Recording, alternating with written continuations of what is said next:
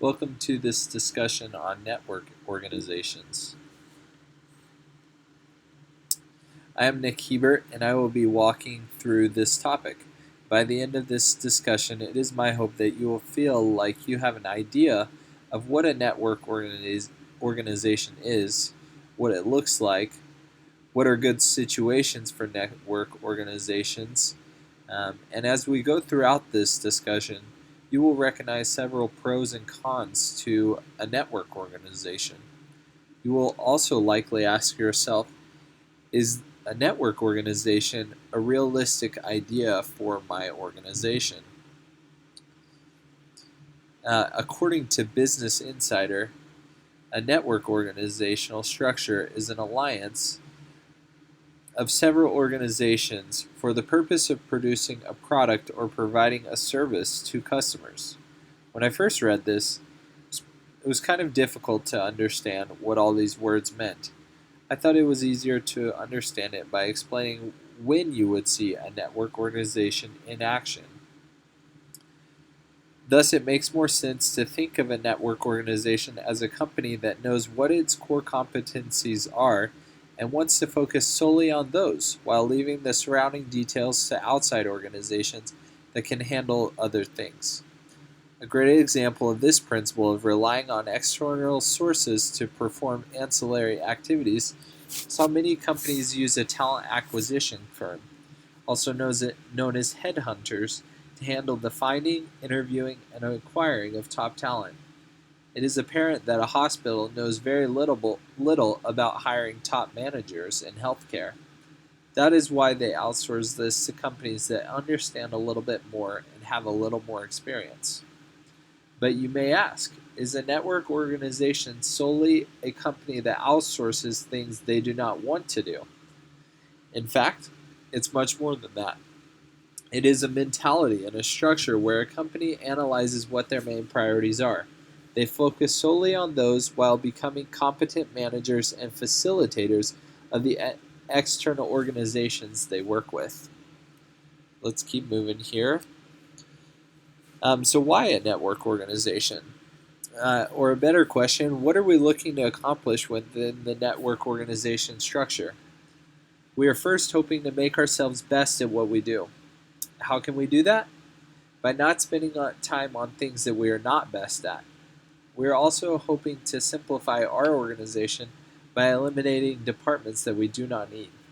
We want to keep our organization as lean as possible so that we can adjust, pivot, make changes without being bogged down by policy and external factors, and having bloat within a company.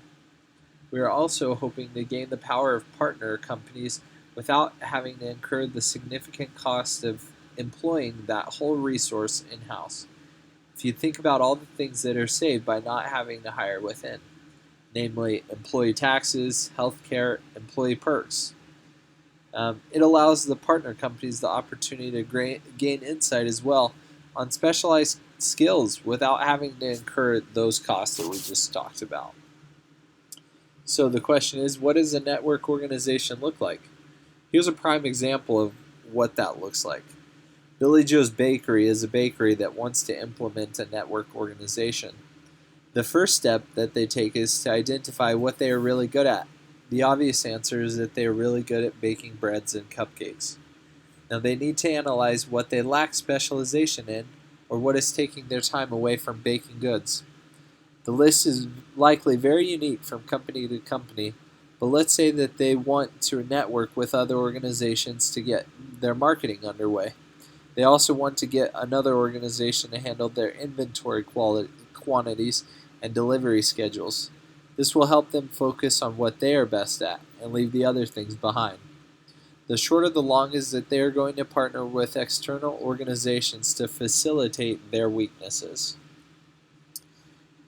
The next obvious question would be, is this the right situation? This might sound like a very novel and cool idea, but the truth is that this is much more difficult than it sounds. The first question is if our management is capable of identifying core competencies. What are we truly good at? and likely just as difficult is turning the reins over to other organizations for what we are not best at. This can be very challenging. It can be very difficult for people that are traditionally managers of all things to give control to portions of the business that they should not be focusing on. The second question is if it's worth to outsource aspects of the business to other organizations. There are obvious savings by not having to employ a marketing team or having to learn the marketing skills, but there will be trade-offs. Some of those might be price, some might be quality, some might be back and forth conversations with these external organizations, or some may be a lack of commitment. Some network organizations may be working for 10 different companies at the same time and cannot devote the proper resources when they are needed. So here are the benefits of a network organization.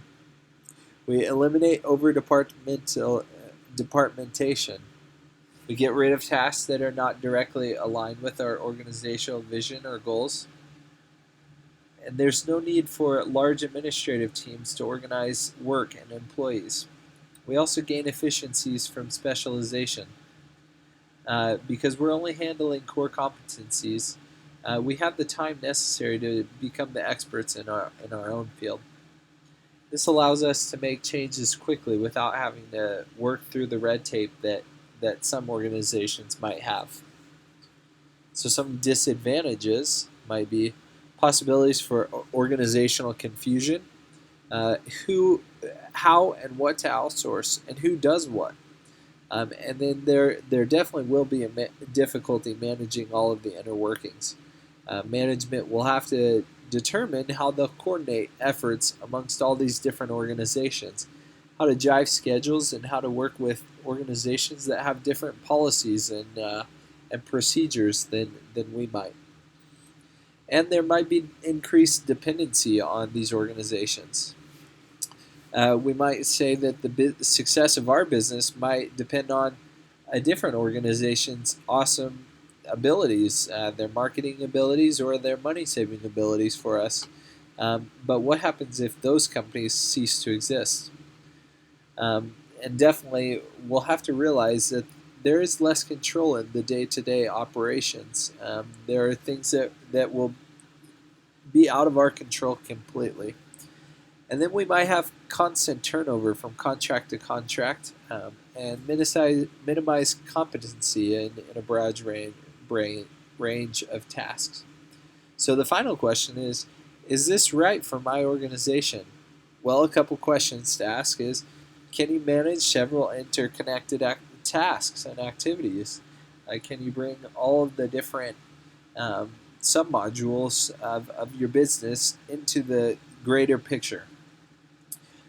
Also important is, can we distinguish between what we should be doing and what we should not be doing? What are our core competencies, and what are those things that we can outsource to other people? And do you need to have control over every aspect of a project or a business? If so, this might not be the best idea for you. And can your organization adapt to high levels of change happening constantly? These are definitely things to think about. Thanks for watching, and best of luck.